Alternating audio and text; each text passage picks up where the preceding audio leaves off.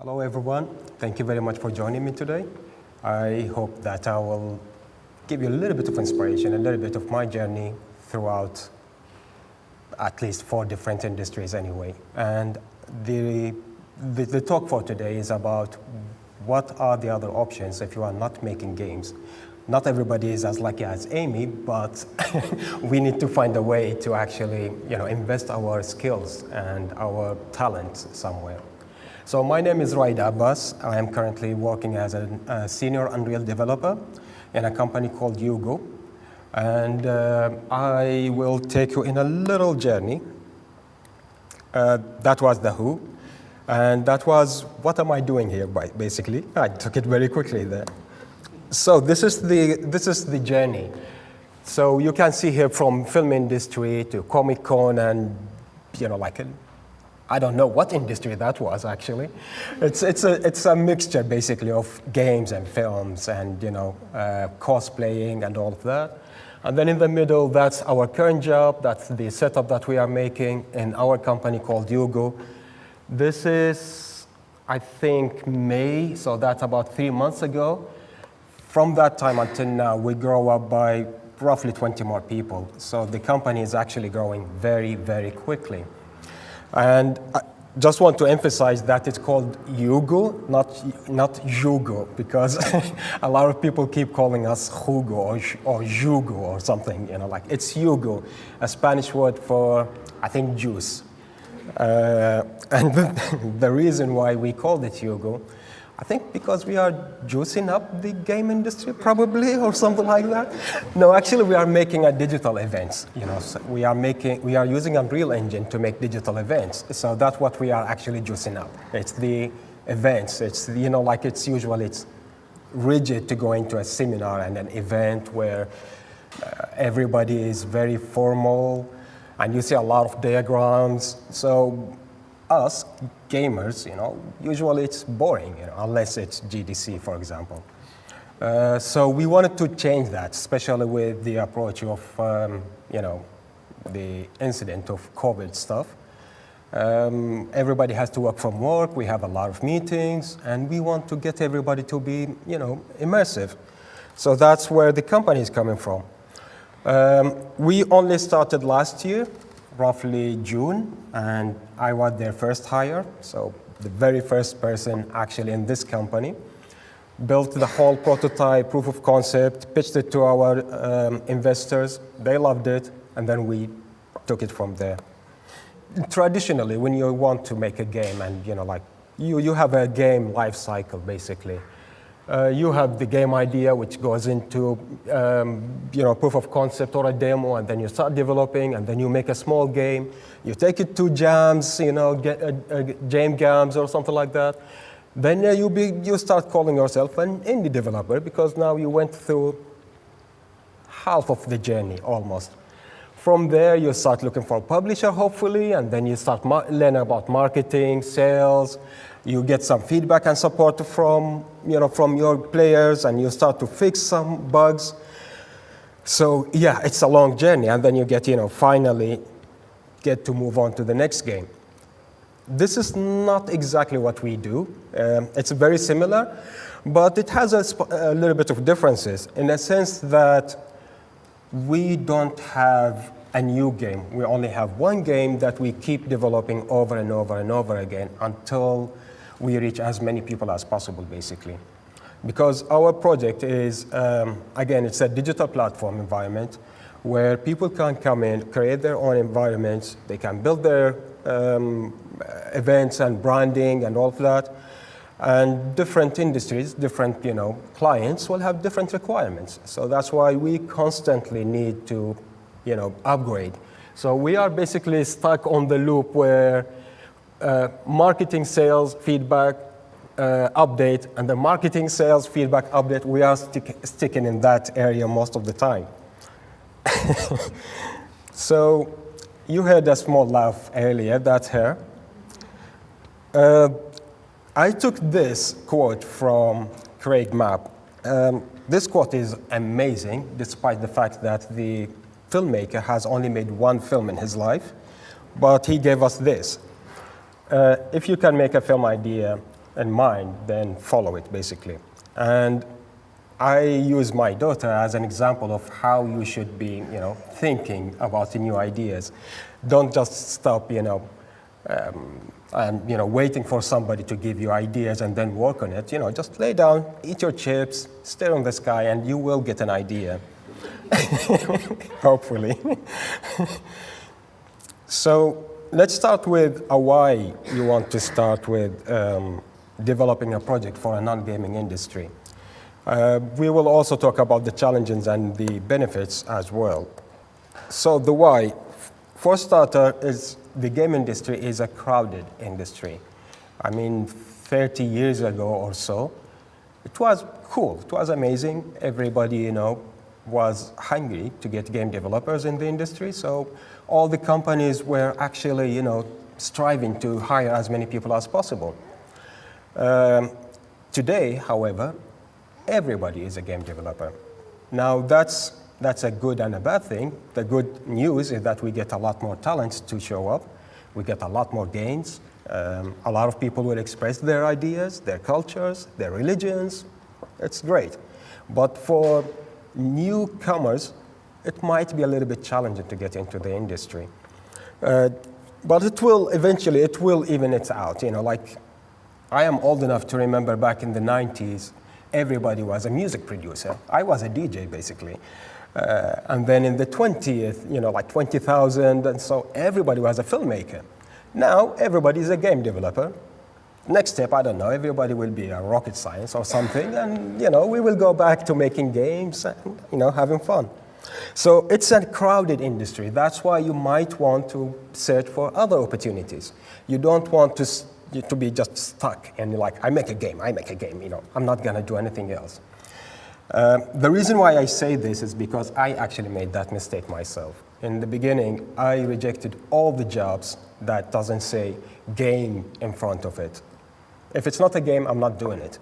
I got ideas, like how my sister, she remembered back in 2013 or something, they were doing some AR project for, God knows, car stuff simulator. I was like, whatever. Now it's, $20 billion industry to do AR projects for cars. So, yeah, cool. I missed that chance. Other one was the film industry. They said, I'm coming from a film making myself, but there was an idea of let's bring the game industry into the film industry. And I said, no, I want to make a game in the game industry. I don't want to make a film in the game industry. So that's why I'm saying that, try to find opportunities, Now we are beyond making just games. Mario, a great game. It gave us all the basics principles that we understand today. Pretty much all of them are coming from Mario. But people are not in my mindset. I was, 10 years or whatever I was when Mario came out and just blow my mind. Like the graphics was like top. It was 8-bit console at that time. So now people, if it's not, 50 gigabyte size, they were like, what's that of game? Nobody like it. So move on with the ideas, move on with your creativity. The second reason why I think it actually makes a lot more sense is become a legend. We've seen COVID, for example. If we invest more in the gaming technology on finding cure for something like COVID, for example, or cancer, or, like you name it, there are so many out there, we might actually end up saving several million people. So we end up becoming legends. So if you want to become a legend, you still have a chance. There are still plenty of diseases you can cure. Now, challenges. I can go on and on and on and on, and Amy, she touched on that as well. How finding the right people, finding the right job, finding the right pay, and so on. But I wanted actually to look at it slightly differently this time, and I want to say the challenges, the greatest challenges that you can face are the challenges that you actually coach yourself. Like you have to decide your challenges. And that's just my personal taste. Make them unachievable goals. That's your challenge. That's what you want to do. That's what you actually want to aim. Because that's what will push your creativity. That will push your limits. That will make you think, research, stay up all night, screaming at your children, whatever, but you will end up creating something new. That's what makes, a whole another difference, in your job and your career. So I would say always find an achievable goal and make it your challenge. That's just my personal taste and my personal take. I couldn't just resist that child. I have to put it everywhere I talk about challenges, him, because it's just so inspiring, If you see this young man saying, challenge accepted, then yes, we can accept any challenge, grown-up people. Benefits of making a non-gaming project, well, I touched a little bit of that earlier when I talked about, how we can become legends and, finding cures and all of that. But also, I want to use Hugo, our project, as the benefit and why we did it. So I said that, like Hugo or Hugo, like Hugo or Hugo. So what you are looking at here, this is my CTO, by the way, and we are filming him in front of a very basic green screen. This was our proof of concept. Very basic green screen, very basic lighting, and then we put him inside, Unreal Engine, we put him inside a set, auditorium, basically. And for whatever reason, the first thing he decided to do is just waving hands rather than, talking. And this was our proof of concept that we made in like 2-3 weeks. And we immediately saw the reaction of all the feedbacks and, how people loved it.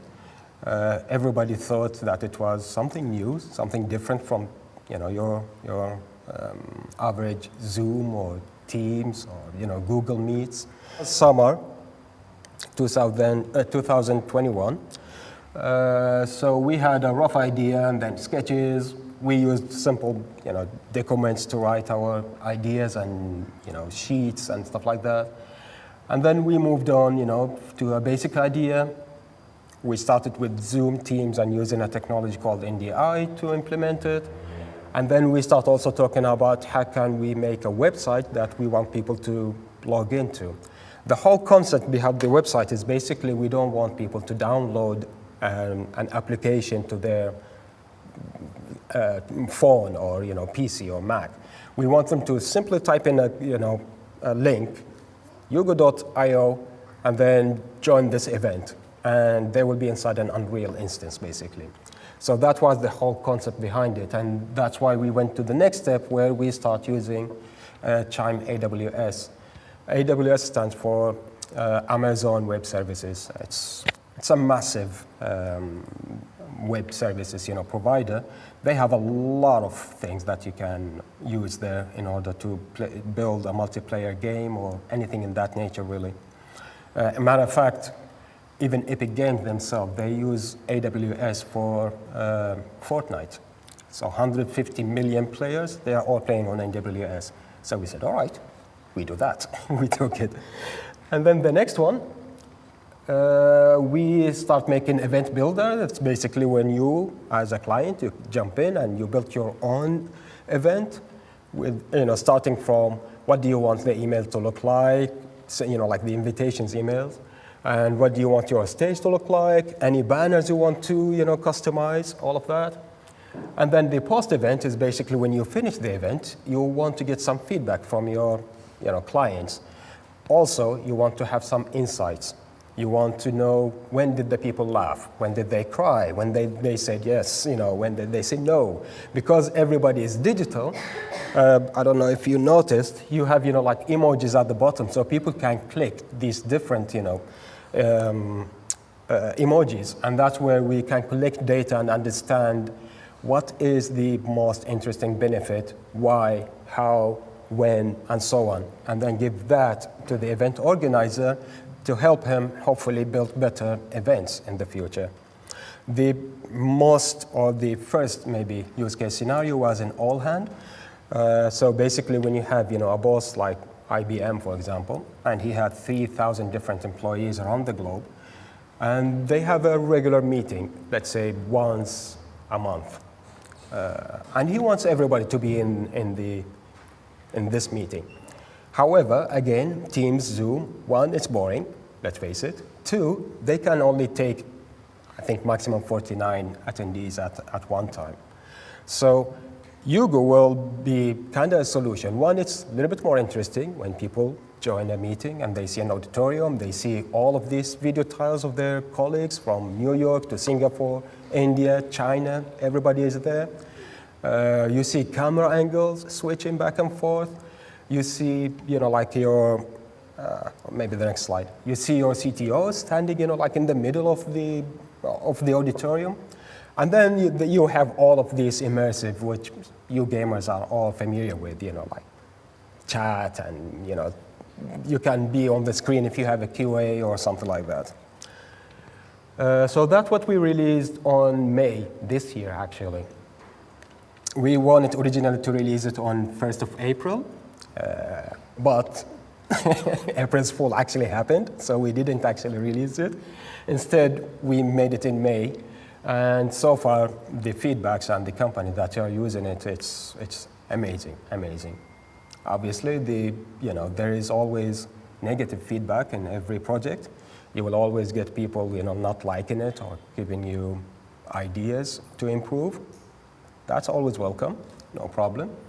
But the majority, they go from wow to ho, and that's where we actually, we know that we made it, So we keep going. By that I mean, now we have Unreal Engine 5 release, and with that comes a lot of new technologies. We can use almost unlimited amount of polygons, so we can make as much details as we want.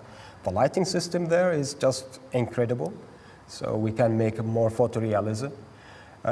We will start also using, real stages rather than a basic green screen. So there are more ideas coming into Hugo soon. So I was actually planning to talk about this, but I think I talked enough, So I would like to, to have a little bit help of you guys. If you take 5 seconds, 10 seconds, think of other industries. I talked about the events and the seminars and conferences. That's as an alternative industry to gaming industry, where I used all the skills that I know about Unreal Engine and 3D modeling and all of that into a non-gaming industry. So take 10 seconds and give me another industry different than a game industry. What would you like to do? Not medic, because I already mentioned that earlier. What's the next one? Military? Oh, wow. Okay.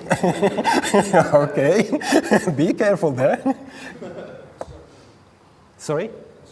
Construction. That's a very good one. Unreal Engine already have a very, very wide industry reach in the construction construction area. I saw filmmaking. Damn it. you ruined it for me.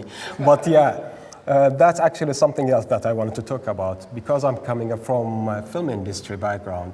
So the thesis that I am actually planning to write for the end of the year in PhD in virtual production, which is using Unreal Engine in the film industry. And that idea, I had it back in 2011. But believe it or not, I had no idea how to describe it. I went to, I think it was London Film School, and I explained to the professor what I saw in my head, and he's like, there is something, but only to find out, I think, 15 years later, that it's called virtual production. I was like, that's what I wanted to do. So yeah, I am actually planning to write something on that. It's a very good one. Thank you. I saw somebody there as well.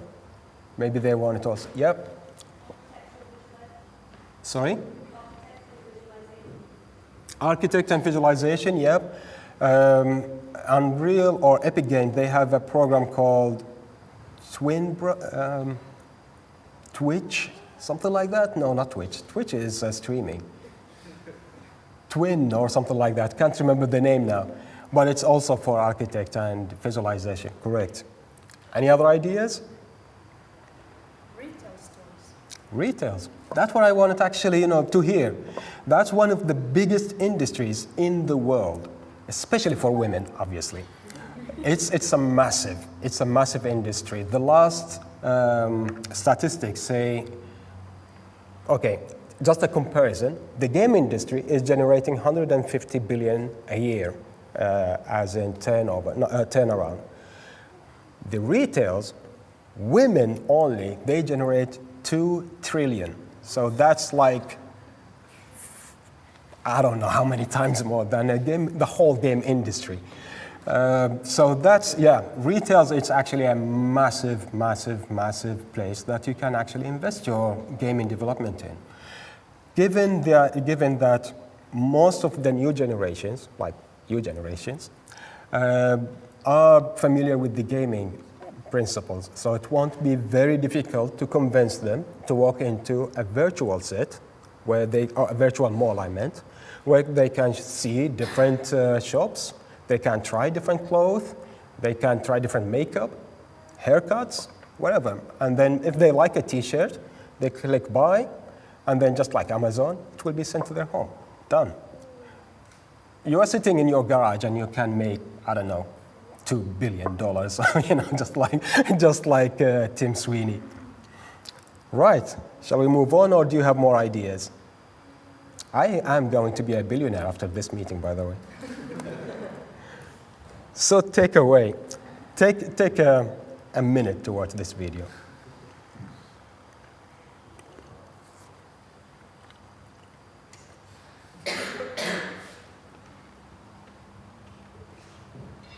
If you don't see at the bottom, there is a PlayStation controller.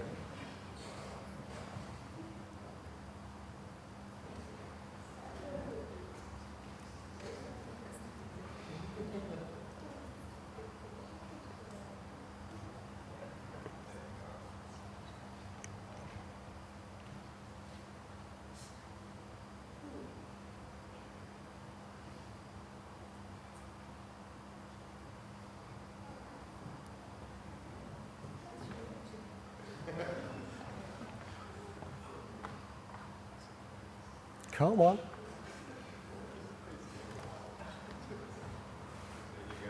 Come on, come on, come on.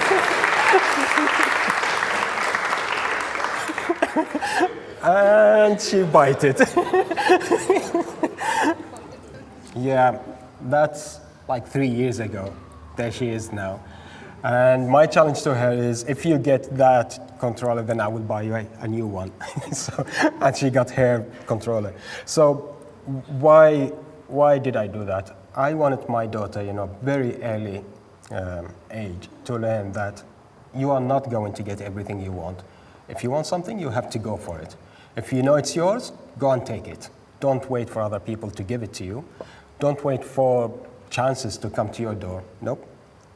If you know that that's yours, just go and take it. That's it. That's my only takeaway from this speech. And thank you very much.